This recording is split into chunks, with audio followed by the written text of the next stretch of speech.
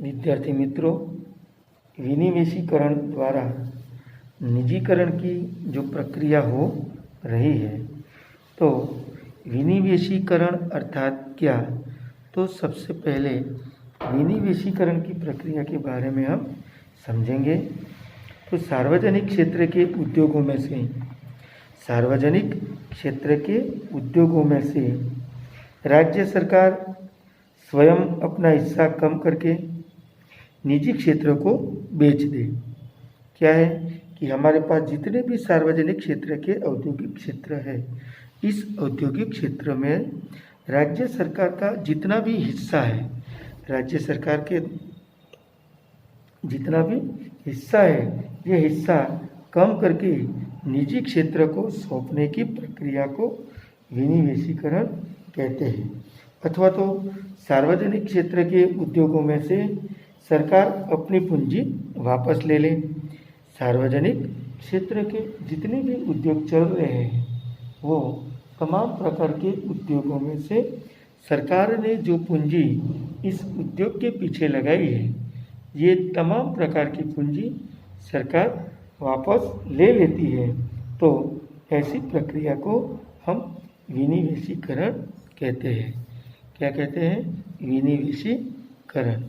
तो यहाँ पर निजीकरण की प्रक्रिया समझाइए, तो हमें ये बात याद रखनी है कि विनिवेशीकरण अर्थात क्या है कि जितने भी राज्य में या देश में सार्वजनिक क्षेत्र के औद्योगिक क्षेत्र चलते हैं, इस औद्योगिक क्षेत्र में से राज्य सरकार अपनी पूंजी वापस ले लेती है और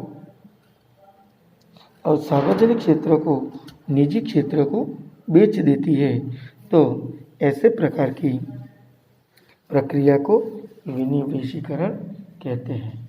अब हम बात करेंगे सार्वजनिक क्षेत्र के द्वारा निजी क्षेत्र जो है निजीकरण करने की जो प्रक्रिया है, इस निजीकरण की प्रक्रिया को हम समझेंगे।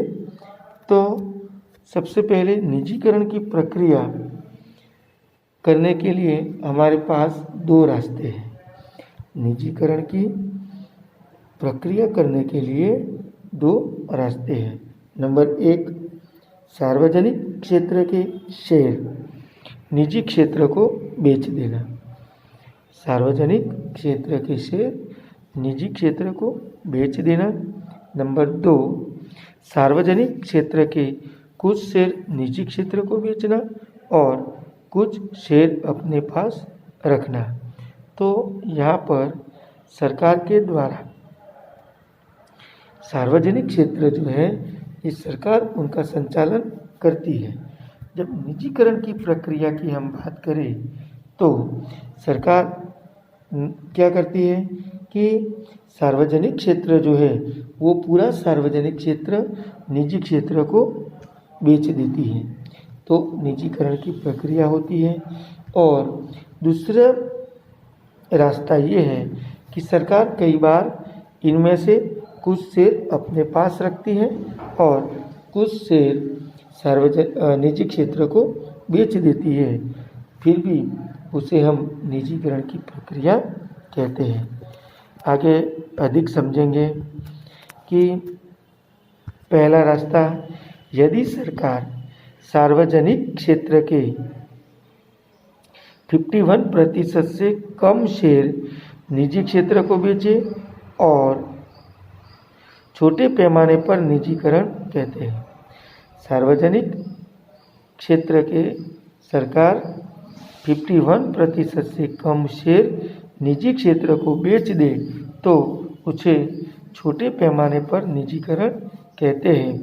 और यदि 51% से अधिक शेयर बेचे, तो उसे बड़े पैमाने पर निजीकरण कहते हैं। निजीकरण के दो भाग, पहला भाग कौन सा है कि सरकार के पास जो भी सार्वजनिक क्षेत्र है, ये सार्वजनिक क्षेत्र के 51% से कम शेयर निजी क्षेत्र को बेचती है, तो उसे कहते हैं छोटे पैमाने पर निजीकरण। और यही सार्वजनिक क्षेत्र सरकार 51% से अधिक शेयर निजी क्षेत्र को बेचती है तो उसे कहते हैं बड़े पैमाने पर निजीकरण। आपको याद रखना है कि सार्वजनिक क्षेत्र में से कितने शेयर 51% से कम शेयर तो छोटे पैमाने पर निजीकरण, 51% से अधिक शेयर बेचे तो बड़े पैमाने पर निजीकरण। प्रक्रिया का पहला सोपान। दूसरा याद रखना है कि 31 मार्च 1951 में भारत सरकार के पास 5 सार्वजनिक उद्योग थे। 31 मार्च 1951 में भारत सरकार के पास कितने सार्वजनिक उद्योग थे? 5 सार्वजनिक उद्योग सरकार चलाती थी। धीरे आर्थिक ध्येयों को प्राप्त करने के लिए, आर्थिक विकास प्राप्त करने के लिए भारत देश में सही प्रकार की आर्थिक वृद्धि और विकास हो, इसलिए सरकार ने सार्वजनिक क्षेत्र के उद्योगों की स्थापना की और 31 मार्च 1951 में भारत सरकार के पास 5 सार्वजनिक उद्योग थे। ये धीरे धीरे बढ़कर 1999 में 233 हो गए। कितने हुए? 1999 में बढ़कर 233 हो गए। लेकिन 2010 में ये संख्या घटकर 217 हुई। फिर आर्थिक सुधार आए। आर्थिक सुधार में अलग अलग प्रकार के 3 पहलू, निजीकरण, उदारीकरण और वैश्वीकरण। तो इस प्रक्रिया में ये जो सार्वजनिक उद्योग थे उनकी संख्या जो है ये 2010 में ये संख्या घटकर कितनी हो गई? 217 हो गई। 2015 में सार्वजनिक उद्योगों की संख्या 300 हुई, लेकिन पुरानी इकाइयों का विनिवेशीकरण चालू रहा। 2010 के बाद 2015 में भी ये सार्वजनिक उद्योगों की जो संख्या थी ये बढ़कर 300 हुई, लेकिन पुरानी इकाई का विनिवेशीकरण की जो प्रक्रिया थी वो चालू थी।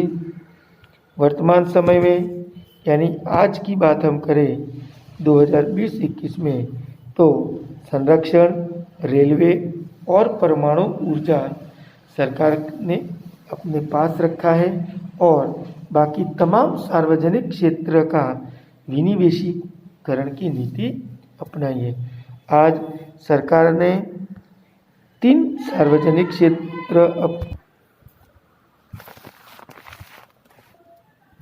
वर्तमान समय में यानी आज के समय में सरकार के पास संरक्षण, रेलवे और परमाणु ऊर्जा सरकार ने अपने पास रखा है और बाकी तमाम सार्वजनिक क्षेत्रों में सरकार ने विनिवेशीकरण की नीति अपनाई है।